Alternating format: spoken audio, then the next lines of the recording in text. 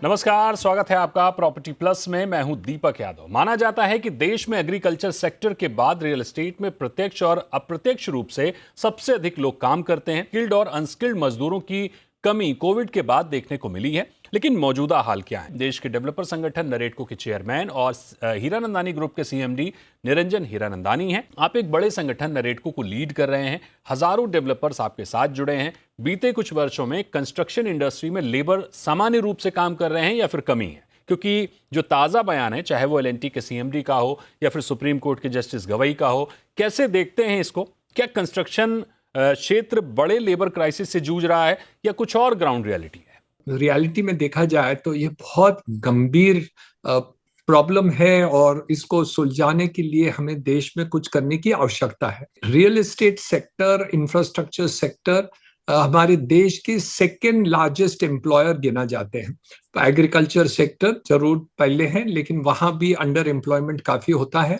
और देखा जाए तो कंस्ट्रक्शन सेक्टर में जो लास्ट आंकड़े हमारे पास हैं 2023 के हैं हमारे पास, उसमें 7 करोड़ वर्कर हमारे पास कंस्ट्रक्शन रियल एस्टेट इंडस्ट्री में काम कर रहे हैं। उसमें से अब देखा जाए तो लगभग 1 करोड़ वर्कर सिर्फ स्किल्ड हैं और हमें जरूरत है 2 करोड़ वर्कर की। स्किल्ड वर्कर्स की बात कर रहा हूं, कम से कम चाहिए। दूसरी बात रही कि हम आगे क्या देखने वाले हैं, तो हमने आंकड़े कुछ निकाले जो नीति आयोग बता रहे थे। 2030 में जितने हमें कंस्ट्रक्शन वर्कर में हमें 10 करोड़ कंस्ट्रक्शन वर्कर चाहिए, उसमें से 3.3 करोड़ वर्कर स्किल चाहिए। मींस वो डेफिसिट 2 करोड़ बन जाएंगे। 1 करोड़ आज डेफिसिट है और 2 करोड़ बन जाएंगे। तो इसलिए ये बात गंभीर है। एक तरफ देखा जाए तो अनएम्प्लॉयमेंट गिना जा रहा है, दूसरी तरफ से हमें स्किल वर्कर्स नहीं मिल रहे हैं। तो ये ताज्जुब की बात है, हम इसके ऊपर ज्यादा जोर देने की आवश्यकता है। तो आपकी ओर से क्या रणनीति है कि ये जो हमारी वर्कफोर्स है उसका हम पॉजिटिवली इस्तेमाल कर सकें? दीपक जी, बात बहुत सिंपल है। आज की तारीख में विश्व में जितने लोग हमारे लेबर जाते हैं ना, वो 1 करोड़ तक भी नहीं बन सकते, टोटल स्किल्ड अनस्किल्ड दोनों मिलके। और वहां हमें 4 गुना पगार मिलता है, क्योंकि करेंसी एक्सचेंज और डिमांड के हिसाब से। इसलिए एक अच्छा मौका है कि इंडियंस को वहां जॉब्स मिलते हैं और हर क्षेत्र में मिलते हैं। डॉक्टर्स भी जाते हैं, नर्सेज भी जाते हैं, इंजीनियर्स भी जाते हैं, आईटी के लोग भी जाते हैं, ये सब लोग जाते हैं, उसमें कोई दिक्कत नहीं है। प्रॉब्लम कहाँ आ रहा है कि हमारे पास अनएम्प्लॉयड वर्कर्स हैं, उनको सिर्फ स्किलिंग के ऊपर थोड़ा खींचना, इंसेंटिव देना है। आज के तारीख में हम देखें तो अनएम्प्लॉयमेंट जो साधारण वर्कर्स हैं उनको लगभग 200 रुपया दिन का मिलता है।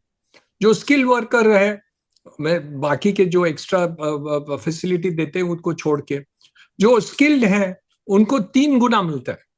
और 6 महीने की स्किलिंग है, 6-8 महीने के अंदर हम स्किल्ड वर्कर बना सकते हैं।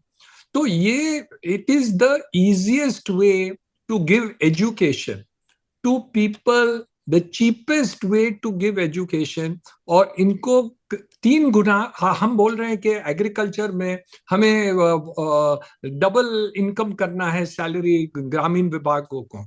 हम कह रहे हैं कि हम रियल एस्टेट में 3 गुना करना चाहते हैं और कम एफर्ट से, कम खर्चा करके और एक बार ट्रेनिंग करके हमेशा उनकी इनकम 3 गुना कर सकते हैं। और विलायत जाएंगे तो उनको 6 गुना, 8 गुना, 10 गुना मिलेगा। तो उसमें नुकसान कहाँ है दीपक जी? प्रॉब्लम एक ही है कि आपको स्किलिंग पर प्राइवेट सेक्टर, क्रेडाई, नरेटको, गवर्नमेंट, सरकार, बड़े corporates, infrastructure companies, private companies, हमारे हीरानंदानी जैसे कोई भी कंपनी को स्किलिंग करने की जरूरत है।